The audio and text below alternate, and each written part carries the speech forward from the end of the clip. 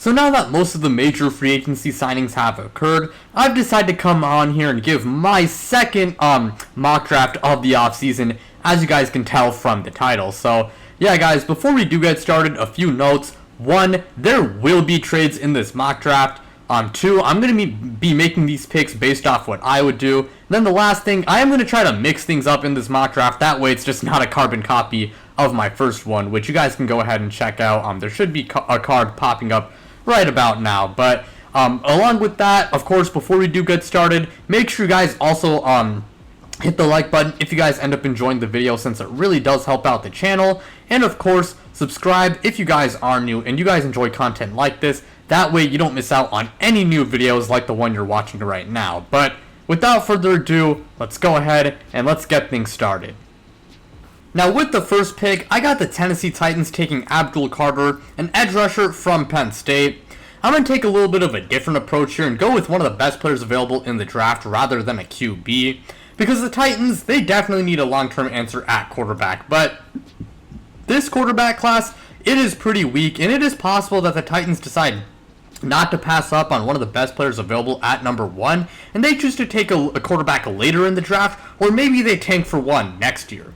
Either way, Abdul Carter is one of the best players in the draft. Like I said before, he's really athletic, he's really big and lengthy. Okay, pause. Not like that, but you guys know what I mean.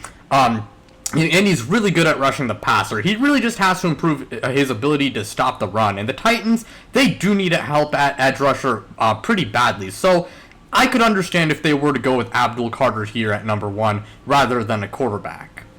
Now with the second overall pick, I got the Cleveland Browns taking Cam Ward, a quarterback from Miami, Florida. I think the Browns definitely could also take the BPA over quarterback approach, but I'm not going to do that for them in this mock draft. Cam Ward is easily the best quarterback in this year's draft, and while he's not exactly like an elite quarterback prospect, he is still a very good one.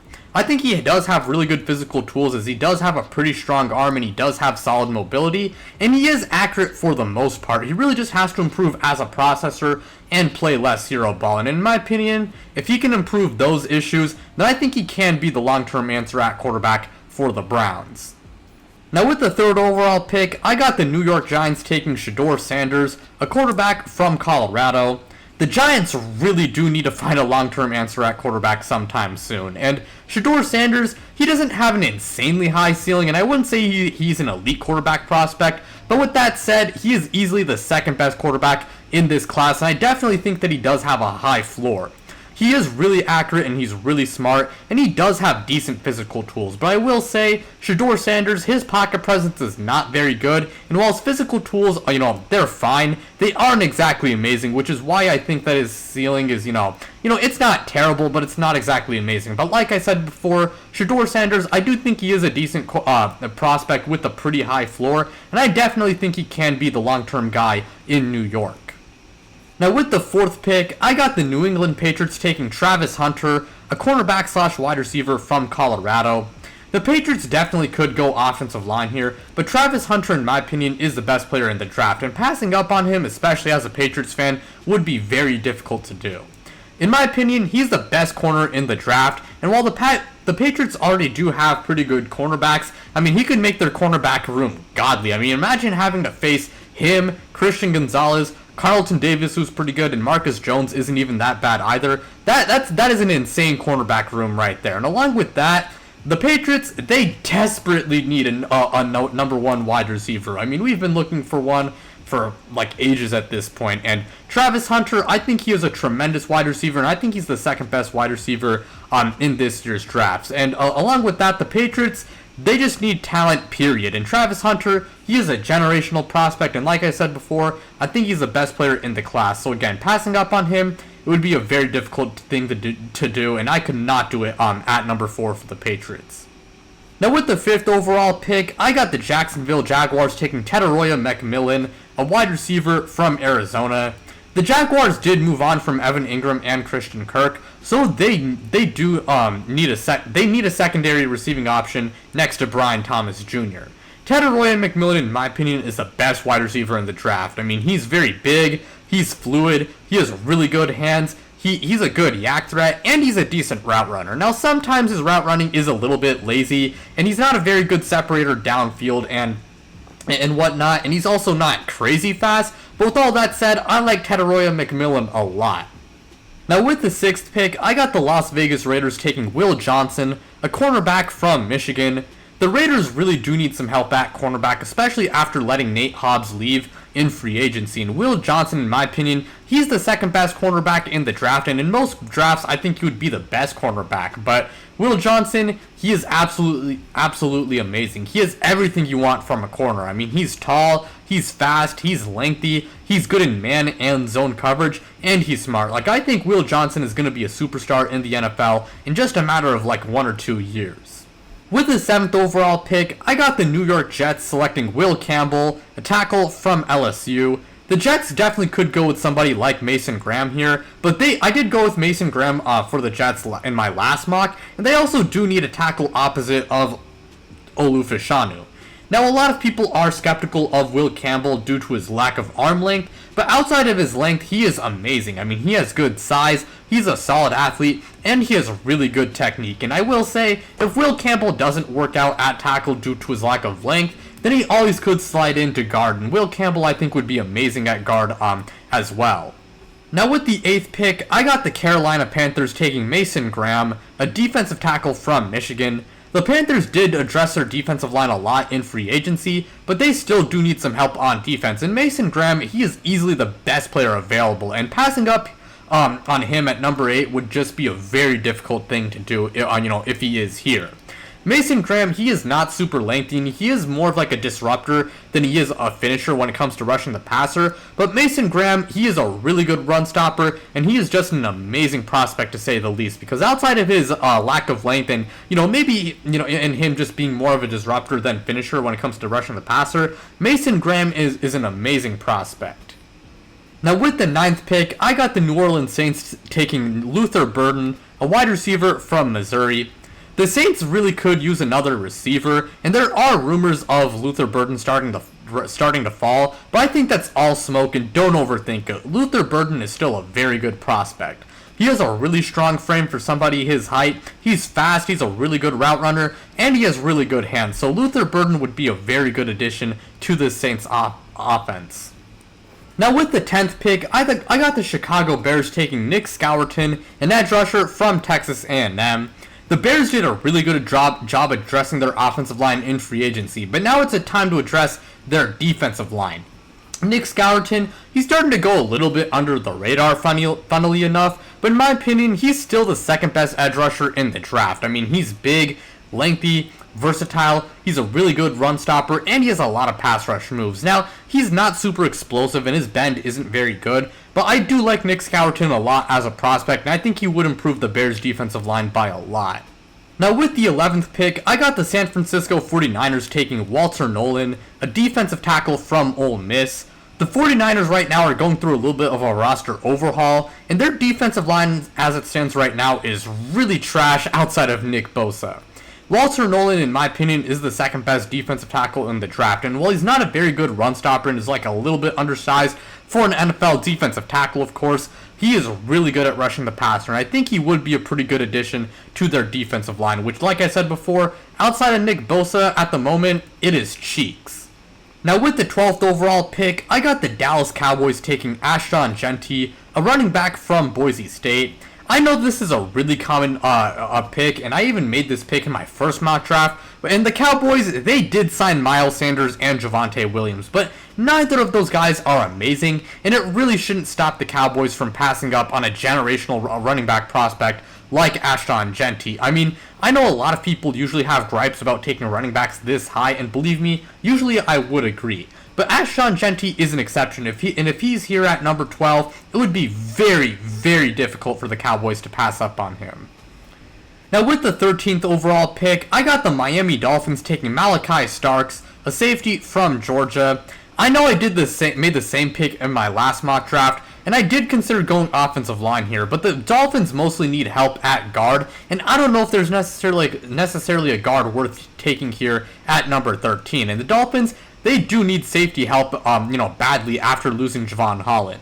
Malachi Starks is far and away the best safety in this year's draft. He's versatile, he's good in man coverage, he's really good in zone coverage, he's smart, he can tackle, stop the run, he has really good ball skills, and he's really just an amazing player, to say the least. I really like Malachi Starks a lot as a player, and I'd really hate to see him go to the Dolphins, but I mean, hey, if I'm the Dolphins, I'd love to take Malachi Starks. Now with the 14th pick, I got the Indianapolis Colts taking Tyler Warren, a tight end from Penn State. Again, I made the same pick in my first mock draft, but I'm going to keep things the same here. The Colts tight ends are super mid, but Tyler Warren, he would change that. I mean, he's really big, athletic, he's really versatile, he's a really good yak threat, he's a decent route runner, and he's also not that bad of a blocker either. Now, sometimes his route running is a little bit lazy, and his blocking is also kind of bad sometimes, but in my opinion, Tyler Warren is the best tight end in the draft, and he would be a really good addition to this Colts offense.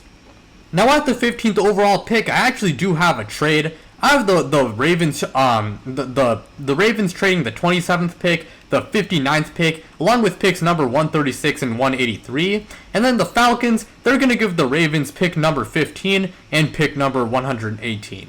And with the 15th overall pick via the Falcons, I got the Baltimore Ravens taking Mike Green, an edge rusher from Marshall.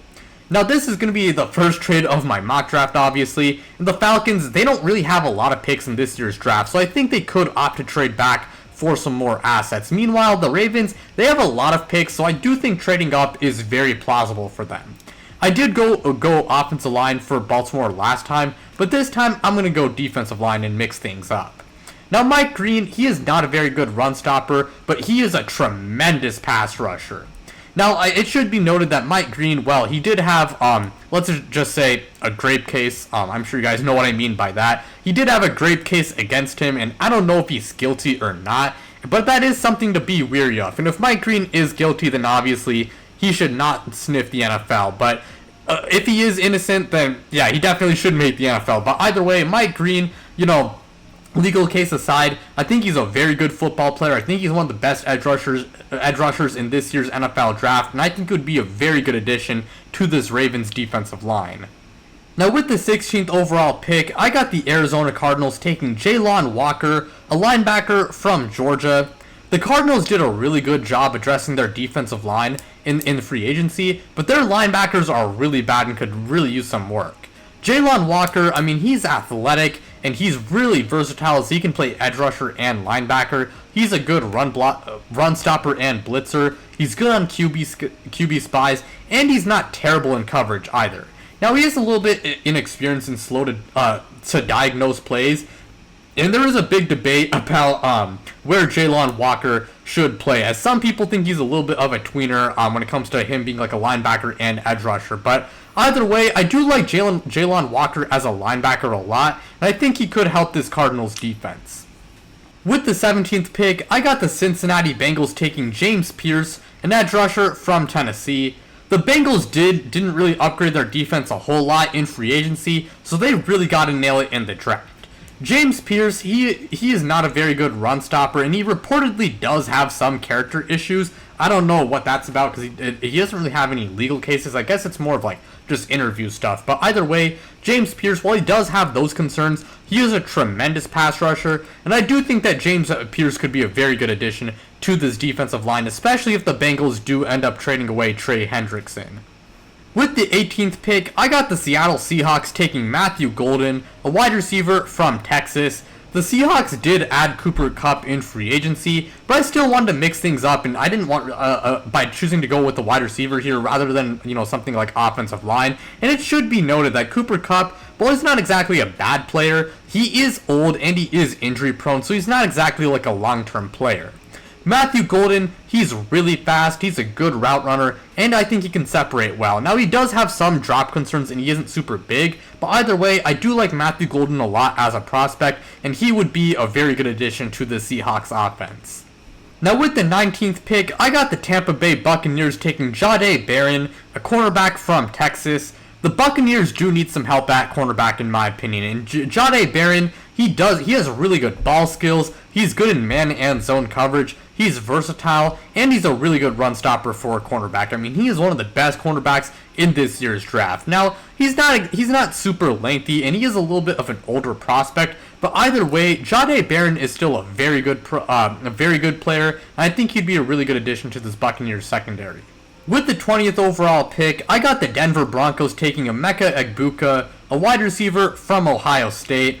Evan Ingram was a really good signing, but Denver needs to get Bo Nix some more weapons. And Emeka Egbuka, while he doesn't exactly have a crazy high ceiling, he has a really high floor. He's a really good route runner, he has really good hands, and he's a decent yak threat. So yeah, Emeka Egbuka, he would be a really good pick. With the 21st pick, I got the Pittsburgh Steelers taking Benjamin Morrison, a cornerback from Notre Dame. The Steelers did sign Darius Slay in free agency, but he is super old and he probably won't stick around for too long.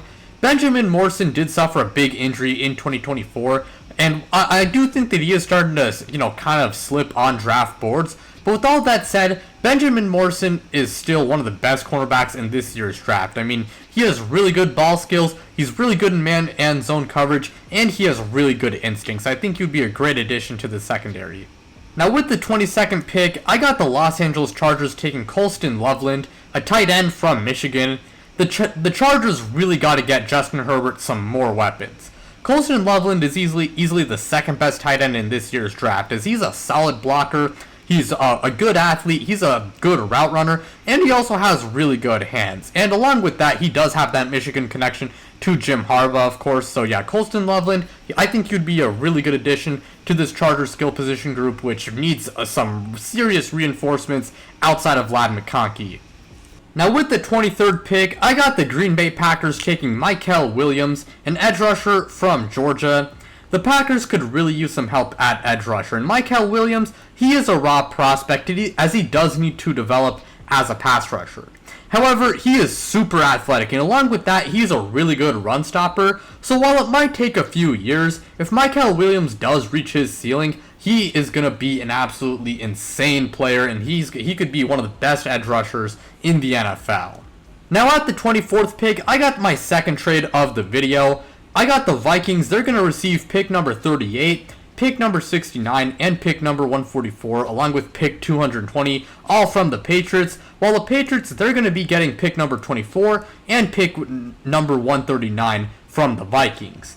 And with the 24th pick via the Minnesota Vikings, I got the New England Patriots taking Kelvin Banks, a tackle from Texas. The Vikings, they don't have a lot of picks in this year's draft, so I do think it is plausible that they trade back and for some more assets. And the Patriots, they do have 2 third-rounders, so it is possible that they consider trading back into the first round. Kelvin Banks, he somehow got to the 20s in this mock draft, and Kelvin Banks is one of the best tackles in this class. He has really good size, he has good length, he has pretty good technique, and he's a solid athlete as well. Now Kelvin Banks can get beat by some speed rushers, but I do think he would greatly improve our offensive line, which we definitely did improve a little bit in free agency, but I definitely think it could use some reinforcements. And Kelvin Banks, I'd really like him, as a Patriots fan. Now with the 25th pick, I got the Houston Texans taking Josh Simmons, a tackle from Ohio State. The Texans' O-line needs a lot of work, especially after they idiotically traded away Laramie Tunsil. Now, Josh Simmons did suffer a season-ending injury in 2024, but he is athletic, strong, lengthy, he does have some versatility, and he does have mostly good technique. Now, sometimes he is a little bit too over-aggressive, but I think Josh Simmons would really upgrade this offensive line. With the 26th pick, I got the Los Angeles Rams taking Jihad Campbell, a linebacker from Alabama. The Rams linebackers are straight trash, but Jihad Campbell, he is easily a top 2 linebacker in this draft. He's really athletic, he has decent size, he's a pretty good tackler, and along with that, he's good at stopping the run, and he's decent in coverage as well. Now, he does have some mental mistakes, and I do think he does need to take on blocks with more physicality, but Jihad Campbell is still a really good prospect, and he would do wonders for this Rams linebacker room. With the 27th pick via the Baltimore Ravens, I got the Atlanta Falcons taking Shamar Stewart, an edge rusher from Texas A&M. The Falcons' defensive line is still really bad, and Shamar Stewart, like Mykel Williams, who we talked about a few minutes ago, he is very raw. But Shamar Stewart is a total freak athlete, to say the least, and he is also a really good run stopper. So Shamar Stewart is probably going to need a few years to develop, but I do think if he does reach his ceiling, Shamar Stewart could be one of the best edge rushers in the NFL, and he could actually make this Falcons pass rush good, if he were to develop properly. Now with the 28th overall pick, I got the Detroit Lions taking Princely Umanamielen, an edge rusher from Ole Miss. The Lions' defensive line does need some work outside of Aiden Hutchinson, especially at edge rusher, and Princely Umanamielen, he isn't a very good run stopper, but he is very athletic and he is a really good pass rusher. Now at the 29th pick, I actually got a trade here. The Commanders are going to be trading back with the 49ers, and Washington will get number 43, number 75, number 139, and number 227, while the 49ers will get number 229 and number 128. And with the 29th pick via the Commanders, I got the San Francisco 49ers taking Josh Conerly Jr., a tackle from Oregon. Now after the Laramie Tunsil trade, which, by the way, that was very good for Washington, the Commanders don't really have a lot of picks, so I definitely think they could trade back. And the 49ers, they got a lot of picks, so trading back into the first round, in the late first round, I do think it is kind of plausible. But I'm going to go ahead and address their offensive line with this pick. Josh Conerly is very athletic and lengthy. I think he has really good technique, and he's good as a run and pass blocker, so I think he's a very good tackle prospect. Big issue with him, though, is that he does lack play strength, but I do think he would be a very big boost, to this 49ers offensive line. And with the 30th pick, I got the Buffalo Bills taking Kenneth Grant, a defensive tackle from Michigan. The Bills could really use some help at defensive tackle, and Kenneth Grant, he obviously has tremendous size. He is very, very big, and he's a really good nose tackle, and he is a really good run stopper. And along with that, I think he takes on double teams very well. And while he's probably not going to be like a sack master in the NFL, I do think Kenneth Grant can be a very good player. And with the second last pick in this mock draft, I got the Kansas City Chiefs, pick 31 obviously, taking Trey Amos, a cornerback from Ole Miss. I went tackle last time, but the Chiefs, they did recently pay Jalon Moore a lot of money. I mean, it's a 2-year deal, but they still paid him a lot of money. And they're probably going to make Kingsley Suamataia their left guard. So because of that, I'm going to go with cornerback here. I know the Chiefs did sign Christian Fulton, who is solid, but I think it's very plausible that they go with the corner here. Trey Amos, he has good ball skills. I think he's fast. He has good length. He has pretty good technique, and he's good in both man and zone coverage. I really do like him a lot as a prospect. My issues with him, though, is that he can be a little bit grabby for sure. And along with that, his eye discipline it is kind of bad. But with all that said, Trey Amos is still a very good prospect. And with the 32nd and last pick in this mock draft, I got the Philadelphia Eagles taking Nick Amon-Wari, a safety from South Carolina. The Eagles, this free agency, they've had a bit of a secondary overhaul, I guess, preparing for the future, as they did move on from Darius Slay, but they also did move on from C.J. Gardner-Johnson, and that trade was a little bit puzzling for me. But anyways, Nick Amon-Wari, in my opinion, I think he's easily the second best safety in the class. I mean, he's big, he can tackle well, he's really versatile, he's lengthy, he has really good ball skills, and he's not that bad in coverage. Now, his hips, they are pretty tight, and he can be slow to react. And I mean, even though he is a very big guy, sometimes he just doesn't really take on blocks with physicality. But with that said, I think Nick Amon-Wari could be really good, and he definitely could help this Eagles secondary, which again is in a bit of an overhaul right now. But that's gonna be it for this mock draft. Thank you guys so much for watching. It really does mean a lot to me. Again, like and subscribe and do all of that, and then check me out on social media. The links to my Twitter and Instagram are in the description below. But without further ado, I'm out, you guys.